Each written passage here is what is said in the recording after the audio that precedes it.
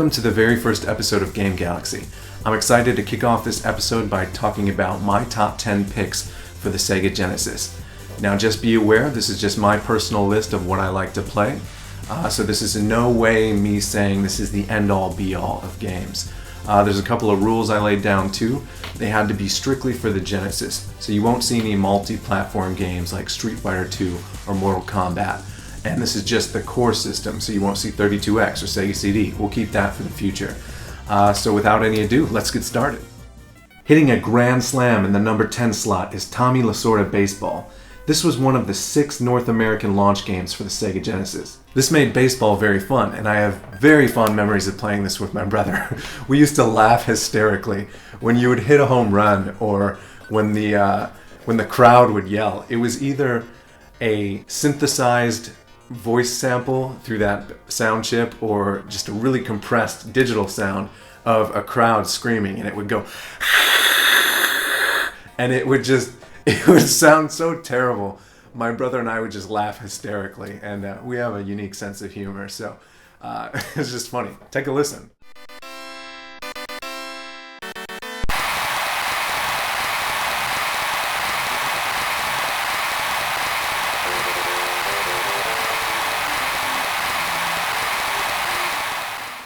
It's no secret that if you know me, I love the Outrun series. I probably spent about $200 worth of quarters one summer playing the original Outrun in an arcade. That's why zooming in at number 9 is Outrun 2019. This game blew my mind when I got it. It expanded on the formula I loved about Outrun, shifting things into turbo. This game is fast. To survive, you had to master using the brake and gear shifting or you will fly off the road. Once you reach top speed, you will fill up a mega boost meter and just jet. It's fantastic. The game had 5 stages with branching paths that Outrun is known for. That created an incredible amount of combinations that kept me returning to the game. Number 8 is an extremely satisfying and addicting puzzle game, Columns. This is one of the original Match 3 games, and it is unparalleled in my opinion. Now if you're sitting there scratching your head thinking, what is a puzzle game doing on a top 10 list? And I'm willing to guess if you're saying that, you've probably never played it. Columns expanded on the formula of Tetris and added new mechanics, such as diagonal matching. It created many different possibilities. There are 2 modes in this, arcade and single player. Arcade provides a much higher challenge and can also be played with 2 players. You don't battle against each other, it's just a great feature to have. Now single player, this is where things can get crazy, and you can create combinations and matches and end up having what I call an avalanche combination, where you just get one after another, and it's very satisfying. So whenever there's a casual gaming session, Columns is a must-have in my book. Slicing and dicing at number 7 is Shinobi 3. This game had stylized ninja action that could have you dodge bullets and slice your enemy in a flash. There were very large boss battles, which was very impressive at the time. You could even ride horses. There isn't anything you couldn't do in this game. You could even surf. Any game where you could be a ninja and surf is just fantastic. I mean, look at that. That is just fantastic. Surf ninjas, baby. Blasting away the number 6 spot is Lightning Force, Quest for the Dark Star, or for the Mega Drive users, Thunderforce 4. This shoot 'em up is fast-paced and awesome. Unlike many shooters where you were contained to the screen, this one was a side-scrolling shooter that also had a bit of a verticality to it. The weapons and graphics and sound make this an exhilarating experience. To actually make it through this game, you might want to give yourself the 99 ship code or secret, whatever you want to call it. The game only gives you 3 lives, and that's just insanity. So the way to do this is get to the configuration screen. You hold A and press start. And once you do that, you're taken to the screen and you go to the ship stock selection and put it to 0. Once you do that, start the game as normal and you'll have 99 ships. Happy shooting. At number 5, we've got Golden Axe 2, a medieval side-scrolling beat-em-up where you're on a quest to defeat a new evil who has stolen the mystical Golden Axe. You have 3 characters to choose from, all which return from the original game. The Barbarian, Axe Battler.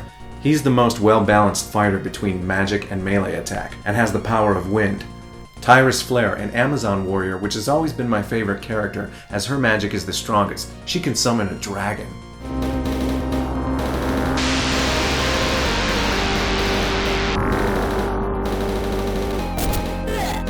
And thirdly, the dwarf, Gilius Thunderhead. He He not only has the best name, he has the best melee attack, but in return the weakest magic. This is a fantastic game to play co-op with a friend and one of the best of its kind. Magic attacks that fill up the whole screen has just always been a personal favorite of mine. Shining at the number 4 spot is Shining Force. I love RPGs very much, and this is the very first RPG I ever experienced. This is a turn-based strategy role-playing game similar to the likes of the more known Final Fantasy Tactics or Fire Emblem series. You essentially control your army and are given turns to move a certain amount of spaces based on that character's stats. This game has an insane amount of characters that you can swap in and out of your party. I'm currently playing through this game right now, and there's still characters I've never experienced using. There's also a system in this game where a character can be promoted to a new class type. So say I was just a normal fighter, but now I want to be promoted on to a knight.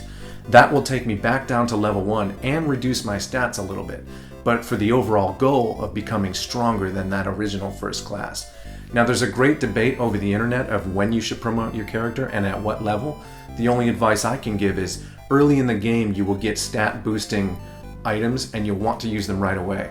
I say hold on to them, keep them in your inventory until you're ready to promote yourself because your stats are going to get reduced and that way you can boost them back up quickly. Punching and kicking at number 3 is Streets of Rage 2. This, in my opinion, is the best beat 'em up on the system and ever. Even Final Fight doesn't come close. The amount of combos and control you have with your character is excellent. As most know, this game also has awesome music composed by Yuzo Koshiro. It really has that definite Genesis attitude. Each character has their own abilities and strength and covers most everybody's playstyle. The graphics are beautiful with large detailed hand-drawn sprites, and this game is absolutely a blast when you play co-op with a friend.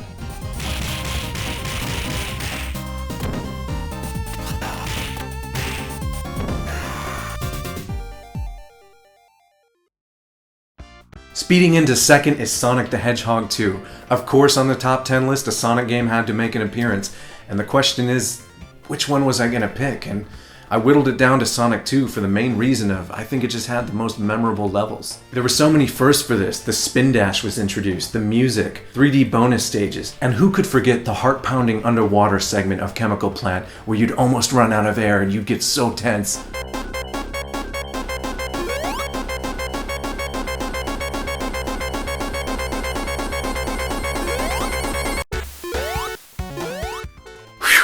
Made it. Gets me every time. One level in particular I always loved from this game was Hilltop Zone. Something about the colors and these gondola lift things I just loved. Tails was also introduced and you could sort of play this co-op, but half the time Tails couldn't keep up with Sonic.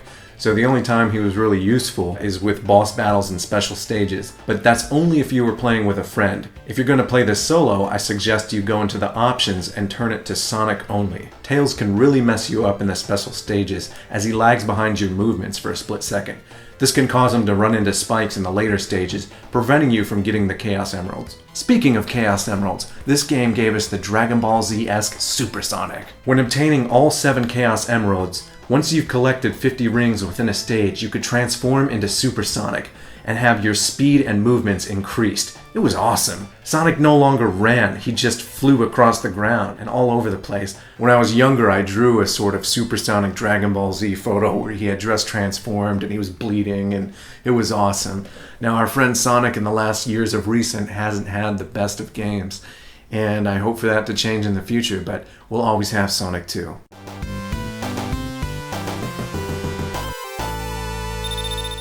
Now before we get to my number 1 pick, I wanted to bring mention to 2 games that at the very last minute got removed from this list, but they're important enough that I think I should mention them, and that's Konami's Castlevania Bloodlines and Treasure's Gunstar Heroes. Each of these games are fantastic in their own right, but got debunked at the last second. My number 1 pick for my favorite game on the Sega Genesis is Phantasy Star 4. I put so much time into this game, I was an unstoppable force. I've heard some people call this game difficult, but I enjoy grinding and I got through it. And what a grandiose story this is. Phantasy Star 4 takes place 1,000 years after Phantasy Star 2, and has many plot points that tie into Part 2, but you by no means need to play it, as Phantasy Star 4 is a standalone story in its own right. There are many different characters that will enter in and out of your party, and some very shocking deaths that brought tears to my eyes. and you visit multiple different planets in the universe on this journey. You assume the role as Chaz, a hunter in training being led by his boss Alice, which is a throwback to the original Phantasy Star, where your main character was also named Alice. What starts as a journey to save your home planet becomes a quest to save the entire Algol solar system. One feature that this game had that I haven't seen in any other game is combination attacks or combination spells. For example, you could have one character do a tornado spell and another character do a fire spell, and together it would create a fire tornado. And that was just awesome, and the combinations are endless, and there's many different ones. If you guys know of any other games that have this kind of mechanic, please let me know in the comments below, because I'm very interested.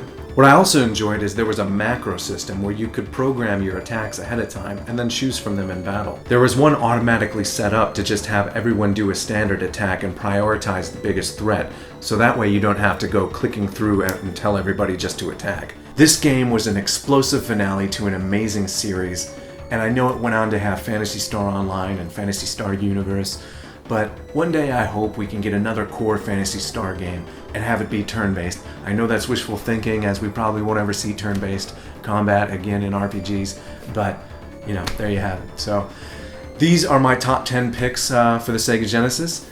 Obviously, I couldn't pick them all, and I have still many games I need to play to this day. So please go ahead in the comments below. Let me know what your top 10s are. I'd be really interested to hear what people think and what everybody loves. On a final note, most of these games that I talked about have been re-released on many different platforms, from mobile, PSN, Xbox Live Arcade, and even some physical compilation discs, a few of which I want to point out to you right now. The first one is the Sega Genesis Collection on PlayStation 2, and the second one being Sonic's Ultimate Genesis Collection for PS3. This is also available for 360, so I recommend picking it up. Alright guys, thank you very much for watching, and I'll see you next time.